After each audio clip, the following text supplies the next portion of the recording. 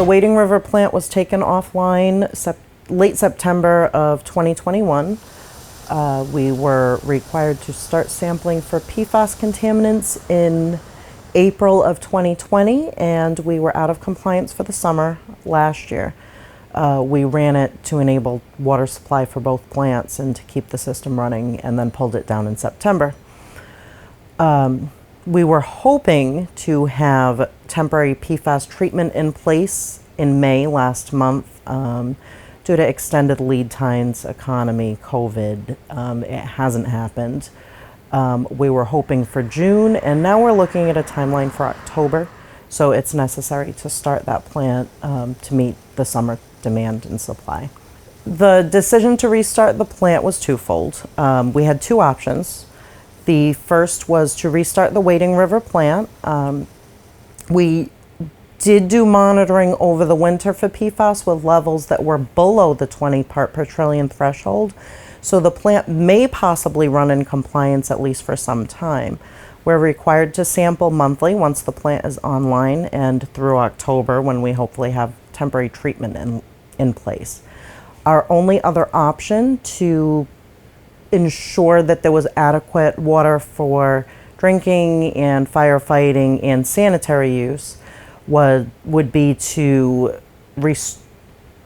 instate such severe water restrictions that we could ensure the water for the summer, and those restrictions would be as severe as no outdoor water use.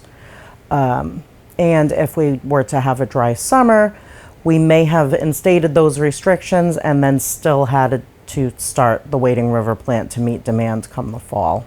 Much of the city does not get their water from Wading River. Both plants pump into a combined distribution system. The closer you are to North Attleboro and Mansfield, the more likely your water is going to come from Wading River. If you're down here living in South Attleboro, your water would come from West Street solely.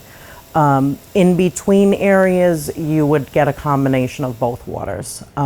Keeping in mind that West Street has been in compliance and remained in compliance the whole time. PFAS, there's still a lot of research going with EPA.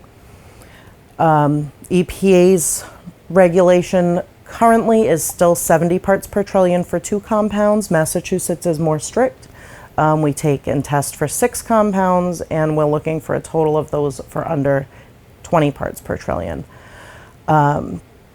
That guideline is based off of a lifetime average of drinking the water for many, many years. 70 years. At 2 liters a day is kind of the rule of thumb for lifetime average. For normal, healthy people, the levels that we were seeing last summer are not a concern. For those that have autoimmunes, cancers, that are really concerned about their health for other reasons, thyroid disease, kidney disease, they may want to be a little bit more careful. There's a couple options there. Residents can certainly purchase bottled water on their own, and EPA and DEP both have a list of bottled water manufacturers that have voluntarily tested for PFAS, and results were provided from some of them. The other option is point of use filters in the home.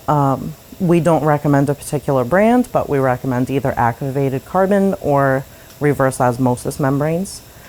And the third option is we will have a filling station set up here at West Street. Residents are asked to bring their own containers, but they can fill free of charge during the hours 7 a.m. to 5 p.m. and the tap is unmanned, so it's free to use for everybody.